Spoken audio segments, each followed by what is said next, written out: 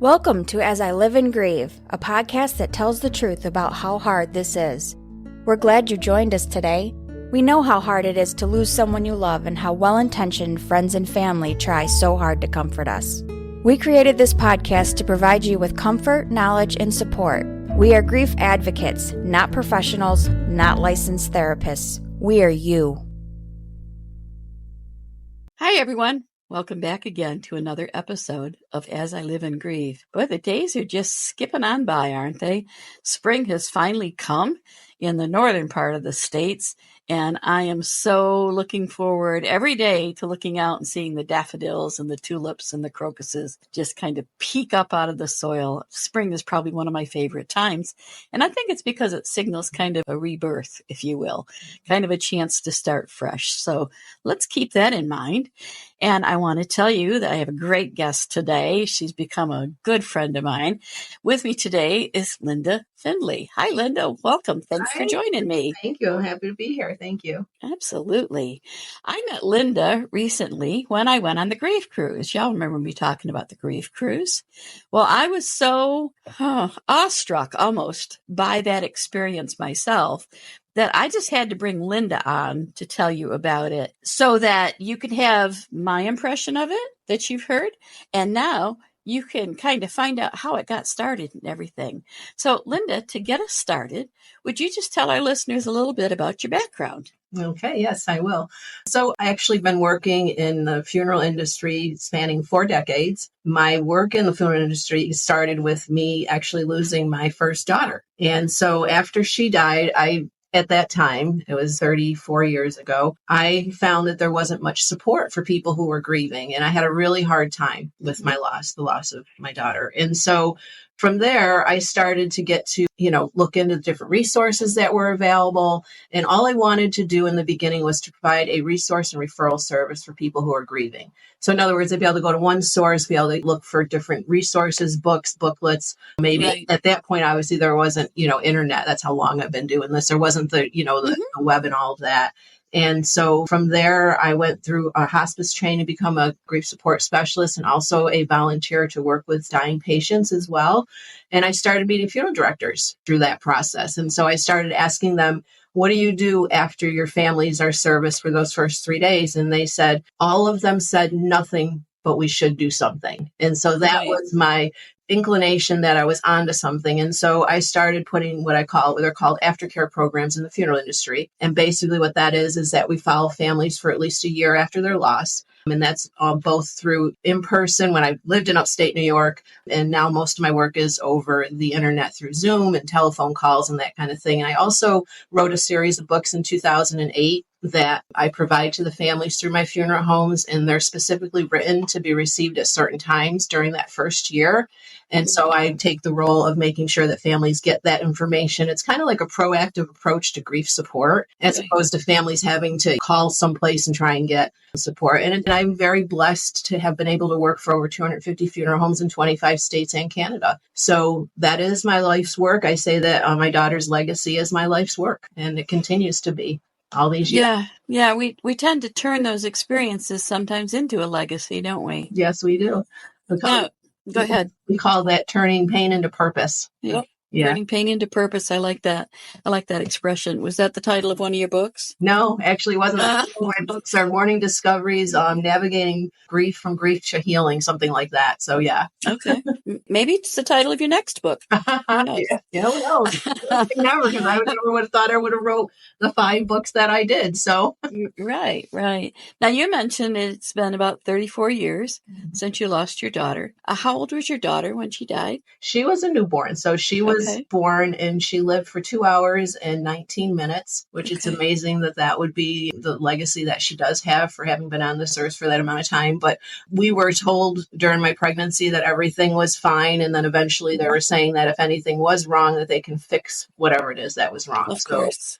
So when she was born and had so many problems and they came to us and said, nothing is compatible with life, you can imagine what it is to hear those words. It's so definitive, you know what I mean? And so, yeah. Yeah, well, we have a parallel in that I lost an infant son who lived for just shy of 24 hours. But that experience for me was traumatic. because once he was born, first they said he was stillborn, and then they came back and said he was alive, that they had a heart rate and he was breathing. And then they took him off to another facility. But before they did that, they never let me see him, never let me hold him or touch him. And of course, that was eons ago, really. And there were no smartphones. So there was no way, nobody took a picture of him even. So I have nothing. So for years, I kind of went on like it never happened. And it really wasn't until I started working on the podcast that all came back. So I think that's kind of a new grief for me even now. So my point was in asking the number of years was, even though it's been 34 years, you are still grieving the loss of your daughter. That's correct. Yes. Okay. Because that's what we tell people, is that grief is likely forever. I know in the 4 major losses I've had that I'm going to grieve until the day I die. Every loss has been a little different. Probably the loss of my husband most recently was the most difficult one. But again, everyone is different, and I'm a different person as well, so I feel things differently. Yeah. Okay, let's get to the cruise. I was totally unaware that a grief cruise existed until one of my guests, Forsythia, mentioned it to me, and then she's the one that connected me with you. Oh, okay. And very quickly, we linked up, hooked up, and I said, well, if you need another presenter, I'm ready to do that. And you took me on, and I became part of the crew that hosted this grief cruise. I was both an attendee because of my experience, and I was a presenter, which was kind of a unique experience, but I loved it. And I think one of the things I loved the most is the community that developed out of this group that was on the cruise. And here we are, a month after we've all docked, and I'm seeing their posts on Facebook. They're reaching out to me by text or by email. And I'm just kind of really, really amazed at, in that short time, how this community develops. What is there about a cruise and bringing together a group of grievers that makes it so special? Do you have any thoughts? Oh, I have lots of thoughts about that, actually. Obviously, when I started to create this and put this together, I had no idea what the outcome would be or the reception would be to that. But it is amazing. First off, I'd like to say that you can't possibly know what the experience is until you experience it yourself. I have not been able to adequately describe it to people, which you might attest to. But I think what it is that people come together. First off, when we're grieving, we're worried about doing something that gives us some joy, right? So we feel guilty. Sure. We sometimes feel like, we're dishonoring our loved ones because we're doing something fun. What happens and takes place with this cruise is that people are joining us and knowing that they're going to be with a community of other grievers. And so that takes that guilt part off of that. Oh, I'm going on vacation after my loved one died. And so I think what people experience the most while on the cruise is that joy and grief can coexist. So that, I think, is the specialness about it, that we're on this beautiful ship going to these beautiful ports. There's something to be said about being on the ocean, right? The healing. Absolutely. And just being with others and not having to wear your mask, not having to pretend that you're not grieving, not having to pretend, oh, I'm on vacation. That is all taken away. And then we find that our group somewhat immediately bonds. Yeah. First night that we come together, even when we start out with dinner that first night, and then we meet for our opening session after dinner. And it's just amazing how people just immediately bond and see others around them that are grieving and they're on a cruise. And so I think the two together, having an experience that is really relaxing and beautiful, and then putting into that the workshops and the seminars and the sessions and things like that. It's just, again, I can't adequately describe what that does for people. It just opens up opportunity for an entire week, for this past cruise anyhow, to have that space to grieve, but yet have that space to meet other people and enjoy what's around you. And our workshops are always informational, interactive, and so they do learn.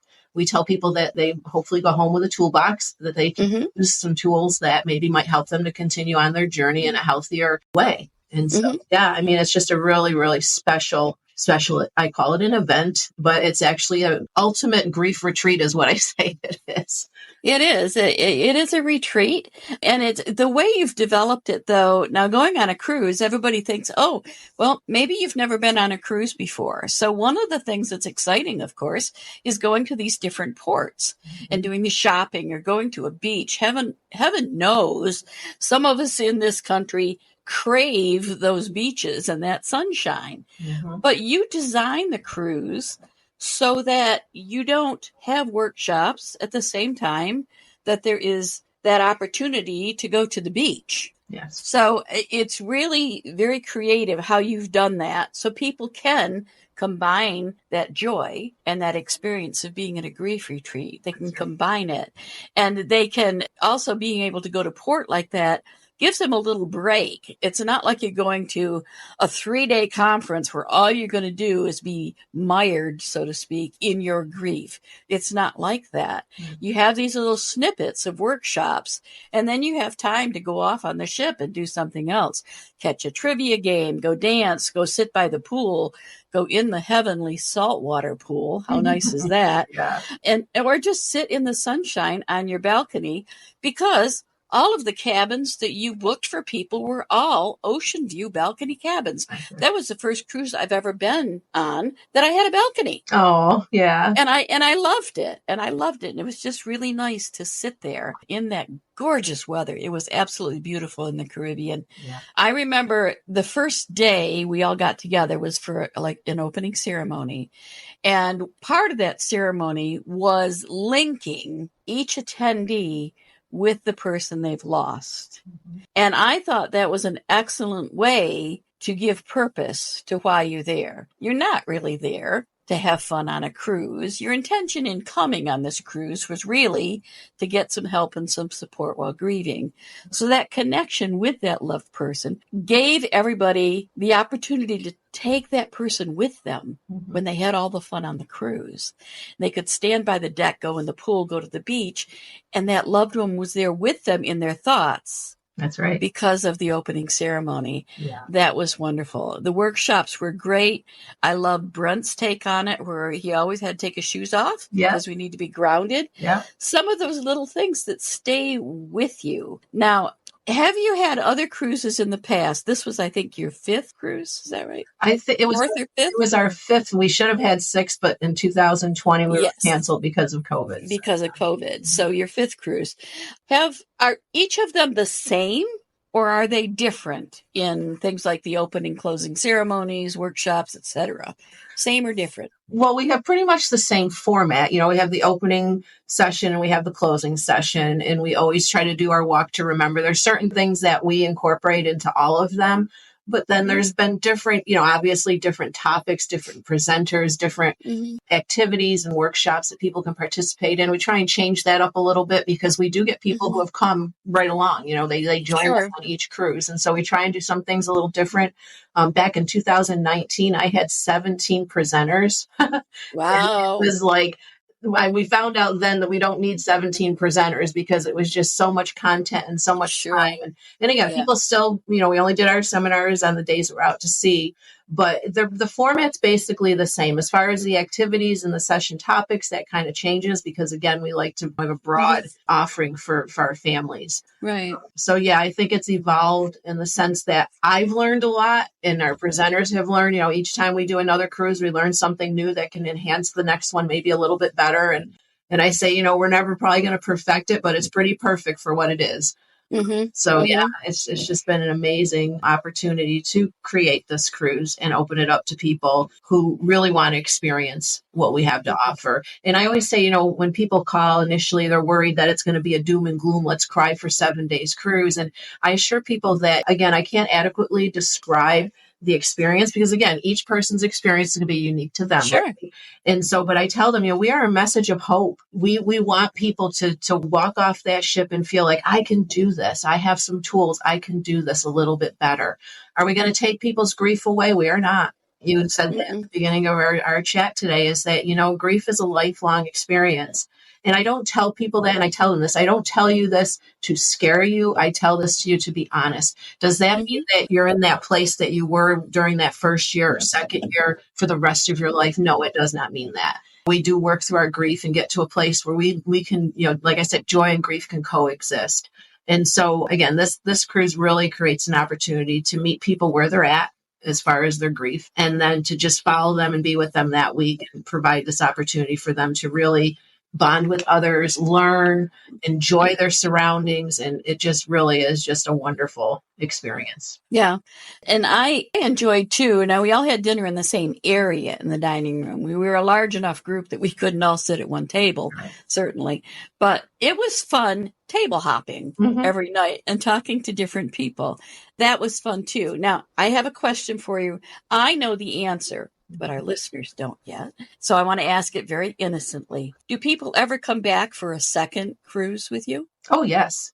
We have many people who have been with us from the beginning, many people who maybe couldn't make the second one, but came to the third one. So yeah, I mean, we do, people come back, and it's more and more because we've really grown. Our first cruise, we were 24 people. And I think included in that 24 people was like 5 presenters or something like that. Right. And so it was a very small group, and we've grown to, I think the 2019, we had over 100 people that came, and then the COVID hit, and then, the numbers went down. But this last cruise, I think it was 80 people, can't remember, or something like that. And so we've really grown as far as, the numbers of people and word getting out there as far as what we're doing, and strictly word of mouth, doing these kinds of things, talking to other people in this grief space and talking about the cruise, and hoping that people would at least, and check it out, see if it's something that would be for them. Yeah. And I know people are getting something out of it. And the reason I know that is because I know some people come back for a second, third, fourth time, but they still go to the workshops. Yes, they do. It's not like they're just coming back because there's a decent price on this cruise and they get a balcony cabin. That might be part of the reason, but they come back and they still attend the workshops, almost every single one of them. Yeah. And the special groups, you have some special groups in the evening. You usually do a craft. Or there might be a different support group, like for people who have lost their spouses or partners, people who have lost a child, things like that. Yes. So there are all these opportunities. And to see people that are back for the third and fourth time still show up at the workshops, I thought, oh my goodness, this is really working. This is really helping them. And I see people, the first day, I think everybody was just a little bit timid. Yes. Didn't know what to expect, everything like that. By the next day, the very next day, and I mean, you get on the ship like noontime. Yeah. Early afternoon to mid-afternoon. So there's really only half a day you're on the ship. By the next morning, there were fast friendships forming. Yeah. Yeah. In this group. There really were. And you'd see people walking somewhere on deck, either in Central Park, that was my favorite place, walking through, and a hello or a hug, or you'd catch up on some other little tidbit or something like that. And it was just so much, okay, I'm going to say it. It was so much fun. At the same time, there was such incredible support. Yes. Do you hear from people after they get back? Do they continue to stay in touch with you throughout the year? Oh, they do. Absolutely. Not only them connecting and checking in themselves. I have a monthly support group that I started after the 23 grief cruise because it had been suggested, we're going to go home. Is there any kind of support? And obviously I tell people, as do the presenters, we're all available for after the cruise to help continue to support you. But I started the support group. And so I have people that have come consistently to the support group since 2023. So, that is a nice, again, opportunity for people to come together and see each other again and continue our journey together. And so that has been really one of the better things that came out of doing this cruise, is actually that specific support group for families that have come with us. And I do get other people, because then they spread the word. And I tell people, you don't have to have had gone on the cruise to go to the support group, because obviously I have a lot of people who call about the cruise and for whatever reasons can't go. So I always offer that to them as well. It's giving them some opportunity for support, as opposed to saying, no, I really can't make it the cruise, but they can still access the support. So and I find a very good following with that. People and friendships are made. I take that first phone call, which was really important to me in the beginning of this whole journey with the cruise, is that I wanted from that first phone call I felt was the experience of the grief cruise. And then from there, how I follow families and take care of them and take care of their travel plans and arrangements and all of that. They don't have to talk to anybody else, which, when you're grieving, it's too much work even to, make that effort to talk to one person. And so that was my first plan for this, was that people would talk to me. I would walk with them until, then meet them on the ship and then be there with them that whole week. So that friendship or that connection started long ago. I've got people who book, a year in advance. And so I'm keeping in touch with them. They're checking in. And it just continues afterwards. So yeah, I think it's really important from that. And again, I say that is the first experience, is that first phone call, and then go from there. So it's possible then for someone to join your monthly group, just to kind of get an idea of how they might feel about a group that goes on a cruise. And I'm sure there's probably a lot of conversation about experiences on the cruise that come up in these groups, right? It does. And again, I tell people, we don't spend a lot of time at all talking about the grief cruise during that time, because again, I think that that's a time for support for families. I didn't want it to become like an advertisement for the grief cruise. And so that's why I tell people, if they've looked into the grief cruise, I offer it to them. It's on the Grief Cruise website. Sign up for a monthly group. And I always say at the beginning that you don't have to have gone on a cruise to be here. You don't have to be planning to go on a cruise with us. This is just for you. And of course, if somebody asks questions and things like that, and then I do have people who've gone on the cruise. Again, they're following up with one another. But the conversation does really revolve around grief and that support. It doesn't revolve around cruise itself. Obviously, most of these people have experienced it, so they know what it was about. So yeah, and if there's any curiosity, I tell people, I'll call you after we're done with this and I'll give you more information, because I don't want to take too much of that time. If I can take a minute out of that, that's too much of that time. So. And is there a charge for your monthly group? No, it's free of charge. Anybody can join. It doesn't matter any loss, any time frame. As long as you experience the loss of a loved one to death, you're there. So, or you're welcome to be there. Okay, I'm going to repeat that, listeners, just to make sure you heard that. This monthly virtual support group that Linda offers, there is no charge for that. And in the podcast notes, of course, will be the information how you can get to that website, and the link to connect to that monthly group is there. Yes. It's free. So I encourage you to reach out. You will probably not find anyone more empathetic and compassionate than Linda. No. I want to say that. I saw the extent to which this woman put her heart and soul, and her husband joined in with his heart and soul for this community of grievers that was on this cruise ship. And it was impressive. It was amazing. Like I say, I was kind of awestruck by the entire experience. I truly was. And I've connected with some people that probably I'll stay in touch with for the rest of my life, just because we've kind of reached out, made a connection. One of them was a guest on the podcast, Steve Moore. Oh, okay. It was on my podcast. We did an episode on when the grief therapist becomes the grieving therapist. Okay, yeah. To talk about differences and the pressures that therapists go through when they have experiences like that as well. Some amazing people, amazing community, and an amazing experience. So, Linda, this is about the time that I'm going to turn the microphone over to you now. That doesn't mean I may not have any more questions, because I almost always still have questions. That's good. Yeah. But I'm going to turn the microphone over to you and let you tell people how to connect with you. Keep in mind that the information will also be in the podcast notes. Yeah. So listeners don't have to run and grab a pen. They can listen to it, then look at the podcast notes and connect with you that way as well. So the floor is yours. Okay. Well, our next grief cruise is booked for February of 2026. And we sail out of Port Canaveral, Florida, February 23rd to the 27th. And it is a 4-night cruise. That's a little different. We've done 7-night cruises. In the beginning, we did a 3-night. People said that wasn't enough. We did a 5-night. People said it wasn't long enough. And then we went into the 7-night. So now we're going back to the 4-night, only because we have this brand new ship, the Utopia of the Seas, through Royal Caribbean. And I was able to get the meeting space. It's real important what the meeting space is on the ship. I think you can attest to that. We want a safe place. We want a nice, atmosphere. And besides the fact it was freezing on this cruise, but anyways, we want that space. And so that was the only available, I plan these cruises 18 to 24 months in advance. I've been doing this. It'll be 10 years in 2026. And so we weren't able to go out every year like clockwork. It all depends on the type of ship that I'm looking for. And so we chose Utopia of the Seas. I did a ship inspection back 6 months ago or whatever it was.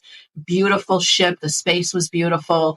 And again, we all have balcony cabins with a great price. And so what we're doing different in honor of our 10th year is that we are offering a 2-night, 3-day pre-cruise retreat that we're going to be offering to our guests prior to getting on board on the 23rd. So that starts the 21st to the 23rd. We're going to have 2 nights and 3 days again we have our presenters coming in. We're going to do our sessions, our activities. We're going to spend that time together. There's going to be plenty of beach time. The hotel that we chose is right on the beach, so people can come in for that prior to boarding the ship. And then also the other piece of that is that pre-cruise retreat is also available to anybody who can either drive in for the day or close enough to be able to drive in and join us just for the retreat part of it. They don't even have to have an overnight stay if they're close enough. I also have people that are just going to do that pre-cruise retreat, those couple of days with us. And then again, the opportunity for those, particularly coming a little bit further away, because I did get those comments on the last cruise. People were like, I really don't want to go to Florida for just 4 nights. It has nothing to do with not wanting to go on the grief cruise, but to fly from Minnesota down to Florida for 4 nights is probably, they would like more. And so that was another reason for adding it. And again, I thought it was a special thing to do for our 10th year, is to have that pre-cruise retreat. And so, again, we're departing our Port Canaveral, Florida. We have a hotel in Cocoa Beach where our workshops and our 2-night and 3-day sessions will take place. And that also on those 2 nights and 3 days does include 2 dinners, 2 breakfasts, and 1 lunch. So that is included in all of that. So you don't have the added expense. And then obviously they have the shuttle that'll take all of us right to the ship on the 23rd. And again, we start our time together at this pre-cruise retreat, and then we continue on to our 4-night cruise. So basically that's the information for it. And as Kathy, as you said, my website is thegriefcruises.com. And everything is on there, all the information about the pricing, the grief support group, if anybody wants to attend that. And that is the second Wednesday of every month. So hopefully that'll be memorable for people. The second Wednesday of every month is that grief support group. So yeah. And again, I like to say that we come together as a group, we spend that time together, and we do really learn. I think in addition to people leaving us with a renewed sense of hope, I think, again, they really recognize what it means to know that joy and grief can coexist, because they did it for a week. And this time they're going to do it for 6 nights. They're going to learn again, and it's going to affirm to them that I really can enjoy things in my life without feeling guilty and sad. So that's basically the information. People just need to contact me, and I'm happy to talk to anybody. I always tell people there's no obligation to book. And sometimes people don't. And then again, they can access the support anyhow and access me. And that's really the bottom line for me, is the more people we can reach out to and provide that space for support, whether it's talking to me on the phone, going to the group, or actually participating in the grief cruise or the pre-grief cruise retreat. There's that support available for people.